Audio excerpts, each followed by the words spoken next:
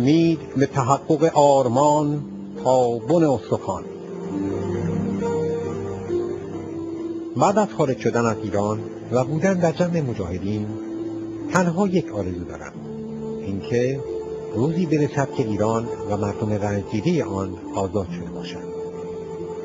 روزی که بچه‌های معصوم ایران مجبور نباشند برای تهیه یک لقمه نان دست فروشی و کار کنند. روزی که پدران از تهیه نکردن نیازمندی‌های فرزندان شرمنده نباشند. روزی که زنان و دختران مجبور نباشند برای تأمین زندگی رو به فساد و هزار بدبختی بیاورند.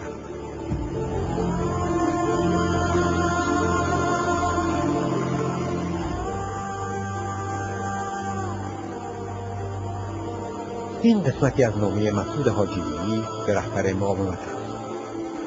این سطور تصویر روشنی از مجاهد خلق، از آرمان و انگیزه‌هایش به دست می‌دهد. مسعود به زبانی ساده راز ظرفیت بی انتهای فدای مجاهد خلق را نیز روشن می‌سازد. او می‌نویسد: ایمان دارم که چنین روزی برآورده نمی‌شود مگر تحت رهبری شما و خواهر مریم. آری، سایه رحمت و مهربانی شما باید بالای سر مردم ایران باشد.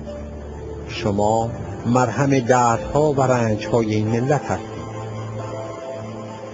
با این امید است که سختی راه مبارزه برایم آسان می شود. با این امید است که می توانم از همه چیز گذشته و خود را فدیه این مسیر.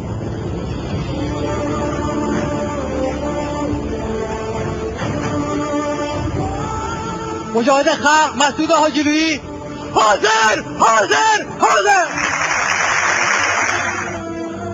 آرزوهایی که برای تحقق آن حاضر است 100 بار بمیرد، زیر شنی تانک و زره‌پوش له و قطع شود، در آتش سوزانده شود، سالهای طولانی در حبس و زندان به سر ببرد و سرانجام نیز بالای دار برود.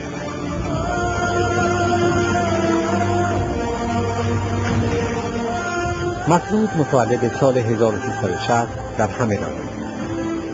ابتدا هدفش رفتن به دانشگاه. پس از اتمام تحصیلات متوسطه مدتی هم وارد دوره پیش دانشگاهی دانشگاه بوعلی همدان شد. اما به زودی دریافت آنچه را که به دنبال آن است در درس و دانشگاه نخواهد یافت. او که خانواده‌اش هوادار مجاهدین بودند و پدرش در همین رابطه سالهایی را در زندان به سر برده بود، دریافت که گم شده‌اش را فقط در اشرف خواهد یافت. این چنین بود که عزم جزم کرد و به اشرف آمد، با این هدف که به قول خودش همه چیز خود را در راه آزادی خلق و میهنش و در راه تحقق آرمان‌های والای رهایی مظلومان و محرومان فدا کند. ولی من یه خط میگم، همین پایداری، نام ارزش درخشان پایداری که امروز در دانشجوها هستش، همین چیزهایی که پاکایی که ما دیدیم، دانشجو در کنار پایداری خودش فدا هم داره. دانشجو رو تو راهروی دانشگاه میکشن، چوب میزنن و هزار تهمت و افترا میزنن، ولی همین دانشجو با ایستادگیش این پایداریشو میکنه و باز شعارش مکتب دیکتاتور، مکتب احمدی نژاده. من میخواستم از همینجا از شهر اشرف بگم به تمام دانشجوها، به خصوص به دانشجوهای شهر خودمون همدان، دانشگاه بوعلی سینا، بگم به این فراخوان لبیک بگید و با اومدنتون به خیابون این رژیم رو به زوال تاریخ بسپارید.